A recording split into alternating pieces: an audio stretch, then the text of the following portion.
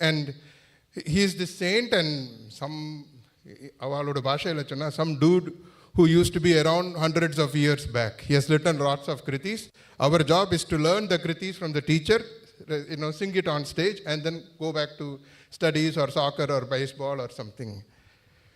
Today, for the first time, the focus is actually on the composer. What you did was you actually brought life to this entity called, the divine entity called Tyagaraja. And you actually, he was also a human being. He went through, you attributed character to him.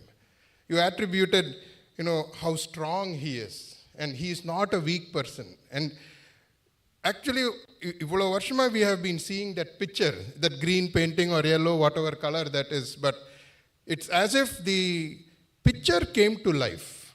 So, what was a photograph?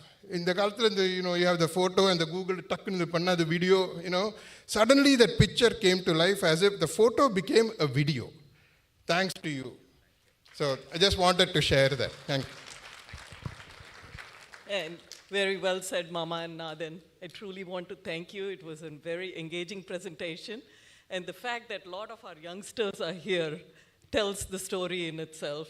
So for the music lovers and the ones that are learning now, this is something to look forward to. So we look forward to your tomorrow and day after presentation.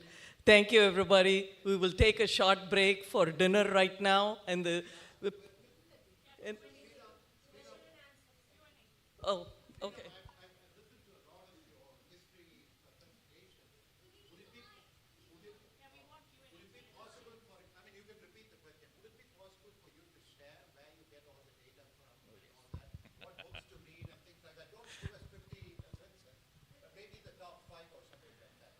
Well, I don't know. I wish there was a top 5 that I could give, but certainly Professor Sambamurthy to start with. Professor William Jackson. Jackson, I think, brought Tyagaraja to life, frankly. Without Jackson, we would not have this current, I would not have this current understanding that I have of Tyagaraja. T.S. Parthasarathy for his translations of Tyagaraja Kritis. And this one, Ramanujachari for the spiritual heritage of Tyagaraja. These are the 2 books that I principally use as my, unfortunately, though my mother is such a fluent speaker in Telugu, I was stupid enough not to have learned this language. So I regret it today.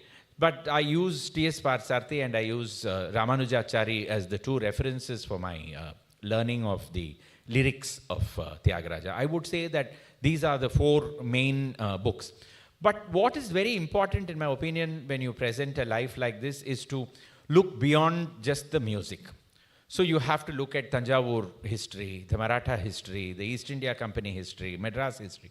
So a lot of other subjects come into play. Tyagaraja, like all of us, he didn't live in isolation. He lived as part of a thriving community. And you can see that in his compositions. He is writing about day-to-day happenings over there. I have a full presentation on Tyagaraja's life as understood from his compositions. So that is a separate topic altogether, which will show you how much interested he was in everything that was happening in his world. He was observing and he was writing. And so that is a very different subject. But these are definitely the top 4 references that I would use. Yeah.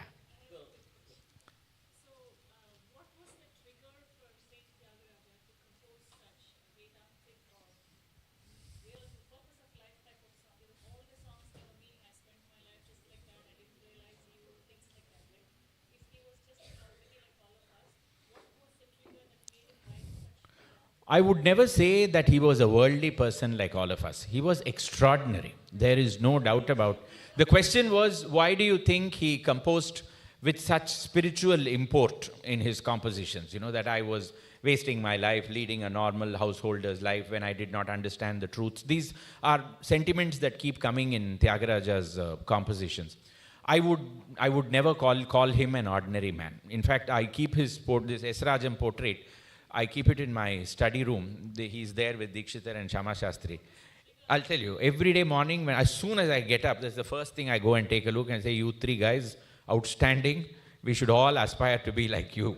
That is my, that's my, every day in the morning, I'll go and I'll say this once and then go downstairs. So the thing is, Tyagaraja himself came from a highly spiritual tradition. His father, Rama Brahmam, was a Ramayana discourser. He was actually reading the Ramayana to King Tulaja on a daily basis. So the Ramayana itself is a hugely spiritual work, if you ask me.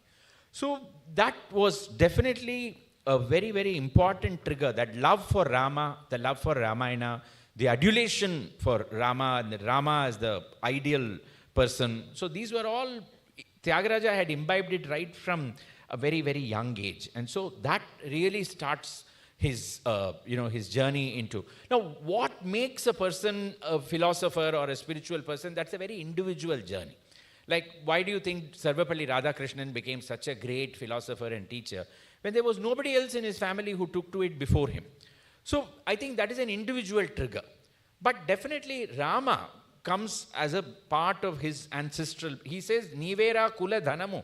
You are my ancestral wealth. That is what he talks about Rama in that composition. That is there. The other aspect of Tyagaraja is that the musical element, this combination of spirituality with music. Music comes from the mother's side, which is something that everybody discounts. And see, invariably in Carnatic music, the women are not given any importance whatsoever. This is a strange world. And I, ever since I began writing the citations for the Music Academy in 2006, I keep telling them, give your mother's name. Avanga or simple housewife, sir. So what? You were born because of that lady, right? So why don't you write your mother's name in the citation? Father's name, born to so and so. How? I know sometimes I have been rude enough to say there must have been another party to this. So where is that, party? So come on, give the name. So then you have to extract it. This becomes a major issue. The very interesting aspect about Tyagaraja, which is being brought out by a woman, ultimately, Dr. Sita. I forgot that other book, Tanjavur as a Seat of Music by Dr. Sita, which is a magnum opus. That book, she clearly establishes how it was Veena Kalahastiyaya, who was Tyagaraja's maternal grandfather, from whom the music came into the family. And that the mother knew Purandaradasa Kritis, and from her he had begun imbibing his music. So the spirituality, I would say, was his own journey. And the other thing, Jackson brings it out. He says everybody was seeking court patronage. Tyagaraja was not seeking court patronage. So he was a different individual. There is no doubt about it. Spirituality was his own journey. That is my view. So another fascinating thing is this Marathi Abhang connection. How much of influence is Lots of it. Shambhamurti says that Nalina Kanti itself was created from Marathi theatre tune. So when you read Prahlada Bhakti Vijayam, the preface to Prahlada Bhakti Vijayam is very much like a theatre setting. So there is a lot of influence, but that I think needs a lot of study before you come up. Incidentally, last year when I was listening to this Ranjani Gayatri's concert, the Abhang which she sang was in Averi. And that Averi sounded virtually like an Ugmo. I could not find it. So I was wondering where Tyagaraja Swami got the inspiration. Was it his own inspiration or was it from that Abhang? See, Abheri, we are going into a very long subject.